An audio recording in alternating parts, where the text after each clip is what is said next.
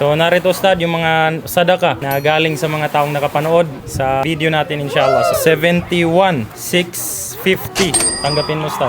Ang 5,000 nga pala dyan Ustad ay galing kay Kuya Ali, yung vlogger na pulis. Maraming salamat Kuya Ali. Dito na yung mo. Ngayong araw mga kalam ay nagtungo tayong muli dito sa Madrasa Al-Ikhlas na kamakailan kung matatandaan nyo ay ating na-vlog. Dahil sa may mga estudyante sila dito na kapag sila ay nagsusulat ay wala silang mapatungang lamesa na kahit maliit man lamang. At ngayon tayo nagbabalik upang ipahatid sa kanila ang mga nalikom nating donasyon na galing sa ating mga tagapanood. Pagdating natin dito ay nagsisiwian na ito mga lower grade at dahil sa nagsundo pa tayo ng estudyante din natin. Ngunit alhamdulillah sabi ni Ustad Munzir ay hindi pa daw tapos magklase si Ustad Salahuddin at Ustad Abdul Fatah dahil may program dito sa itaas o rooftop ng bahay ni Ustad Abdul Fatah. At eto nga't pag-akyat pa lang natin ay may mga estudyante nang nakabungad dito sa pintuan ni Ustad Fatah at ayan bumungad din sa atin si Ustad Abdul Fatah. At eto't good boy nga tong isang estudyante ni Ustad dahil pagkakita niya sa atin ay kinamay tayo. Napakalaking bagay na po ito na matututunan ng ating mga anak dahil eto po ay simbolo ng pagrespeto, paggalang at pagmamahal. Pagkatapos nito ay pinaakyat tayo ni Ustad Fatah dito sa rooftop dahil nandito yung mga estudyante. At eto't pagkaakyat natin ay bumungad sa atin ang kanilang programa. Ngayong araw pala yung oath-taking ceremony nila patungkol sa mga officers ng kanilang madrasa. At yung mga estudyante nga po pala dito ay hindi po isang grado kundi merong iba't ibang grade. Halo-halo lamang sila dahil sa wala na talagang space. At narito ang mga naitalagang opisyales sa araw na ito na mga naggagandahan at mga naggagwapuhang estudyante ng Madrasa Al-Ikhlas. So tara at ipaabot na natin yung perang nalikom natin na galing po sa inyo. Assalamualaikum warahmatullahi wabarakatuh. So alhamdulillah muli tayo ay nandito sa Madrasa Al-Ikhlas na kamakailan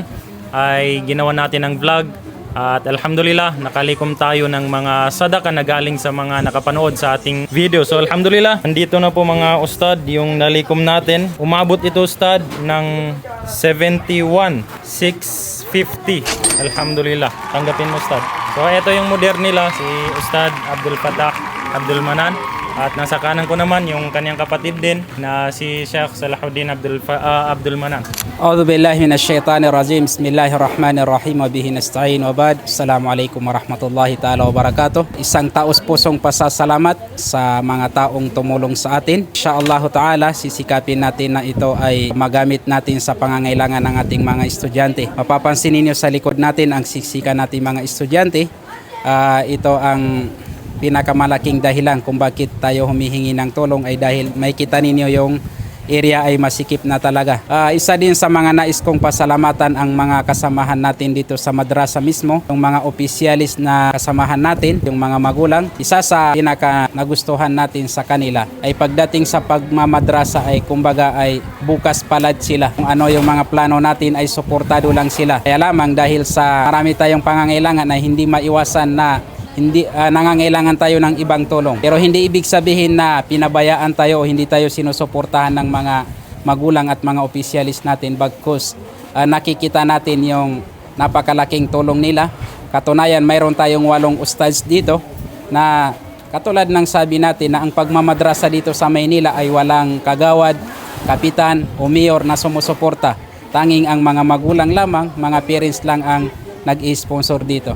Kaya salamat sa mga taong tumulong sa ating mga kakilala man natin o hindi at maraming salamat din sa mga kasamahan natin dito na mga opisyalis na kumbaga ay bukas ang kanilang palad na kung ano man yung maisip natin na mga plano para mga estudyante ay suportado sila. Wala tayong sinasabi pero yung iba ay hindi na nga tumutulong ay minsan sila pa yung humaharang sa mga magagandang plano ng mga ustaz. Pero dito alhamdulillah kung ano yung plano natin ay todo suporta lang yung mga officer natin. Ganon din sa ating kapatid na si Muhammad Kana na nagiging tulay ng pagtulong sa ating mga madrasa. Ang 5,000 nga pala dyan ustad ay galing kay Kuya Ali, yung vlogger na pulis. Kuya Ali, dito na yung mo. Nakikita rin natin yan yata yung Muslim din na vlogger na nag-ano ng mga motor parts. Tama ba? Yan. Barakallahu fik. Ipagkaloob niya Allah subhanahu wa ta'ala sa iyo ang mga mabuting hangarin mo.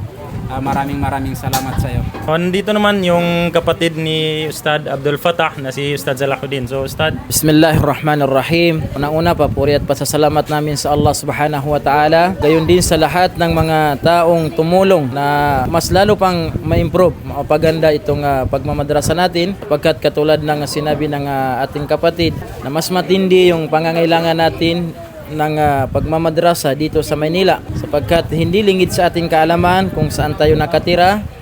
Kailangan natin ng dubli-dubling pagsisikap para maituro sa mga bata ang tamang landas, ang katuruan ng Islam. Kaya naman tayo muli ay nananawagan sa lahat ng gusto pang maging bahagi ng ating layunin na madagdagan yung classroom ng mga mag-aaral dito sa Madrasa Al-Ikhlas sapagkat sa ngayon ho ay nakikita ninyo na talagang overcapacity na yung ating mga estudyante. Ultimo yung kusina ng ating bahay ng ating kapatid ay ginawa na natin classroom.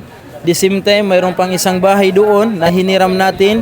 Yung pansamantalang hindi pa nila tinitirahan, hiniram natin yon at nilagyan din natin ng mga estudyante. Subalit talagang sadyang overcapacity na yung ating mga estudyante. Yun ang dahilan kung bakit tayo gumawa ng paraan para madagdagan ang pagpapatayo natin ng classroom natin. Pangalawa, na nais ko rin pasalamatan yung kapatid natin, of course, si Ustad Muhammad Kana. Kung matatandaan ninyo, yung third floor ng Masjid Al-Ikhlas ay halos lahat dumaan yon sa kanyang vlog. 400,000 yata. Lahat yun ay naging tulay si Ustad Muhammad Kana para may sakatuparan natin yung third floor ng ating masjid. Lastly, nais kong pasalamatan yung mga taong personal na hiningian ko ng tulong para dito sa ating mga whiteboard, electric fan. Unang araw na klase natin, pansin ko na sobrang init dahil yung iba ay kulang sa electric fan at yung iba ay kulang sa whiteboard. So may mga personally akong kaibigan na nilapitan ko.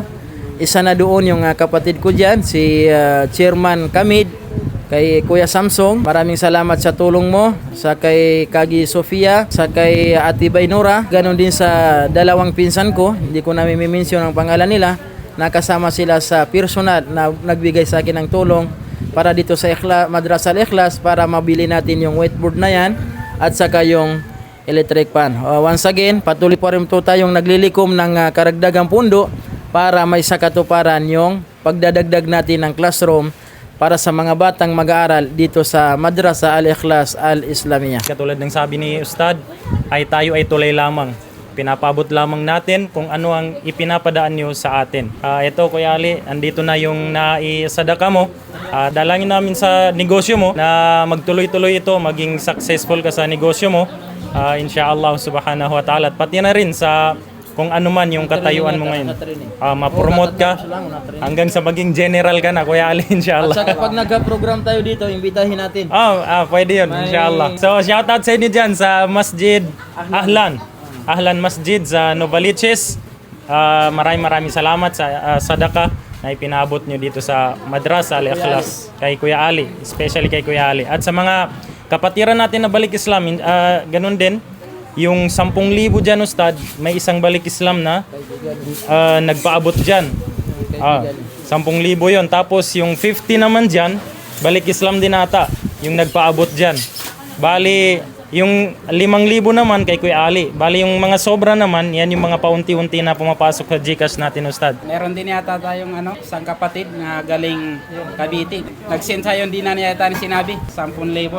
Yun. Yun. Yung asawa niyang balik Islam pero siya Maguindanao. Yun. Yung nabisita natin sa Cavite, Batangas pala, Batangas. Maraming salamat sa'yo. Ito yung tao na ni-forward ko lang sa kanya yung video tapos ni-reply niya 10K na. Mashallah. Sabihin mo na lang syukran sa iyong asawa, sa iyong pamilya.